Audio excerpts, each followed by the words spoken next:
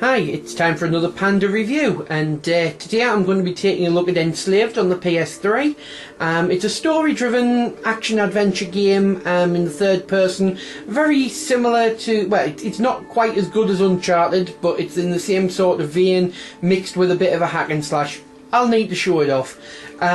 Basically, in the menu here, your options are quite basic. It's your audio and your visual options. Your control options are nothing more than inverting the axis for the camera and the aiming sensitivity. You can't fully customise the controls, unfortunately.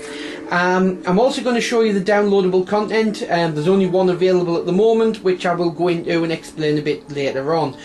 In the meantime, I'm just going to hop into the gameplay, and then we can talk about it a bit more.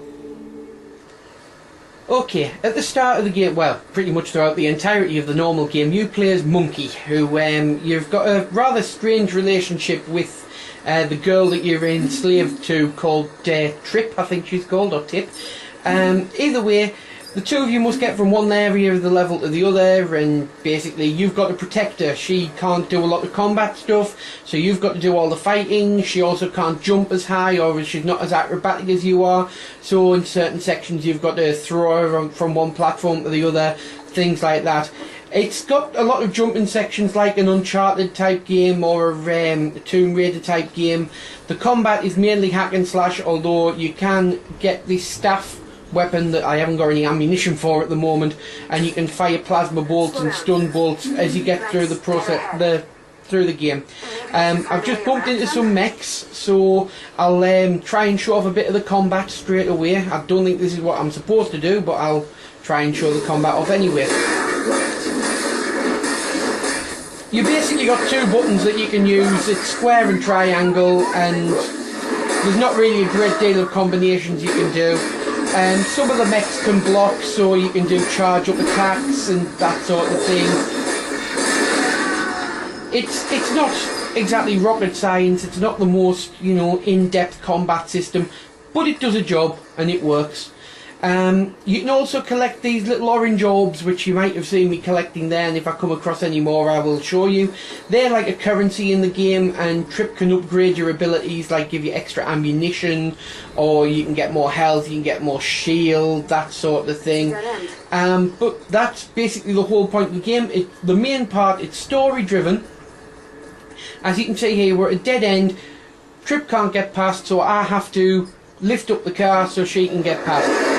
And that's an example of what you're going to be doing a lot throughout the course of the game. Solving puzzles, so you can get from one area to the other. Like here, Trip can't get up there, so I have to pick her up, and when I press the correct button, I can throw her up the top. And then, because I can't jump that high, I've got to find another way around. So I'm going to look for handholds, which, as you can probably see on the camera there, it tells you exactly where they are, which is one slight drawback because it makes it a little bit easier. The handholds flash, so you know exactly where you're jumping from, and you find a different route. Sometimes you leave Trip further away, sometimes you're close to her in case you need to defend her. But anyway, I'm going to skip into another level because there's another couple of things I want to talk about. Okay, one of the things you can do in game is when you hold the L1 button, you can get Trip to do certain things.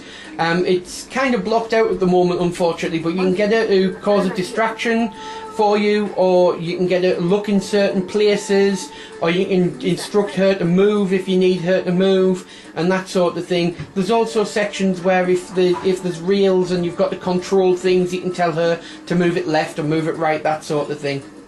Another thing I wanted to show off, which only happens in a few levels, mainly when there's water, is you've also got this little cloud device which allows Monkey, only Monkey because you can't carry Trip, to glide around on a bit like a surfboard thing, and it means you can get across water and you can do jumps and try and get from one area to the other, that sort of thing. It comes in handy. It can be frustrating because sometimes the controls aren't as responsive as you'd like. But that therein pretty much lies my problems, or the few problems I have with the game. The game itself, I find good fun.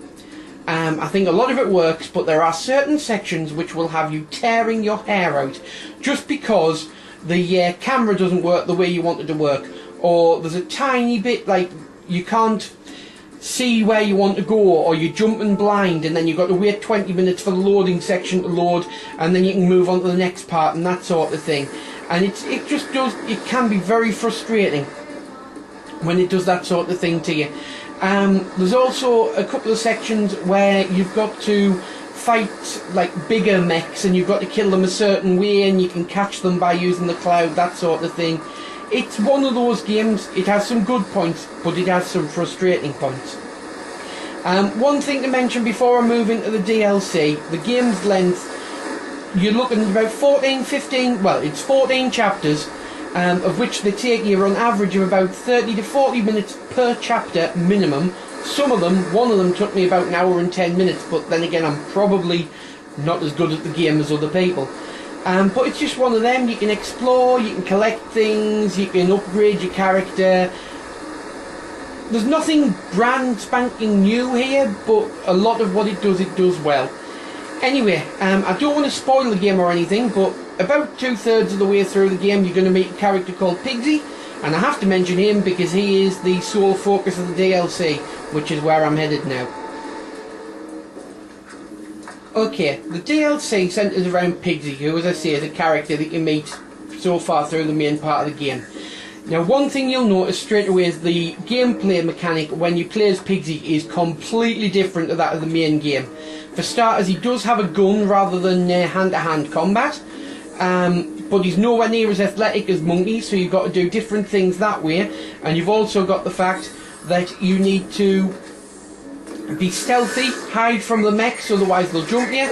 And you've also got this little grappling hook, which if I can get to a section where I can use the grappling hook, I'll try and show it off.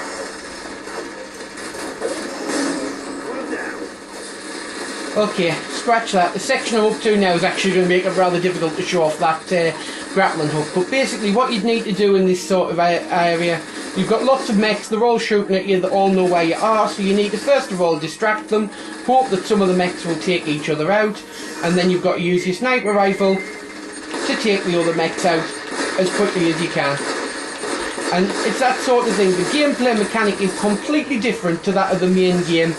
Personally, I don't enjoy it as much, and I also think for the price of £10 for just the DLC on its own, I think that is quite expensive. However, when you consider that you can now pick the main game up for about £15, and then you can pick the DLC up for a tenner, the whole game for £25 doesn't seem that expensive at all. But personally, I bought the game when it first came out, so paying £50 for the total of the game does make the DLC more expensive maybe than it actually is. But it's one of them. It's canny. It's nowhere near as long as the main game. It's obviously only about 1/3 of that long, but it's still alright, I suppose, if you enjoyed the first one, the main part of the game. It's got bits in there that you'll probably enjoy, but it is completely different. Okay, there's not a great deal left for me to say about the game. One thing that I will quickly show off is the upgrade system. You can, once you've collected enough of the orbs, you can upgrade your staff's power, your combat abilities, which is basically, you know, your focus attack and your counter attack move, your evade, that sort of thing. You can also upgrade, as I said, the staff, so you can hold more ammo, you can make your stun more powerful, that sort of thing. Again, basic stuff. Health is pretty obvious. You can increase your maximum health, you can increase your health regeneration, and your shield as well, your shield capabilities. You can make it recharge quicker, make it stronger, your block strength, and there you go. As you see, you just click it there, and you've bought it, and your shield recharge rate is now increased. Exactly the same. You could do the same with the block strength if that's what you wanted to do. Overall, I think it's an excellent game, which, as I say, it does have some moments where you're tearing your hair out and I really want to throw the joypad at the wall through frustration, but when you think about it being a game that you could possibly pick up now for like about £10–15, it's an excellent game, it's well worth a look, and it's one of those I personally think it's great. There's nothing more I can say about the game. I can't let you listen to the music. The cutscenes are alright, but they'd spoil the story. It's worth taking a look at.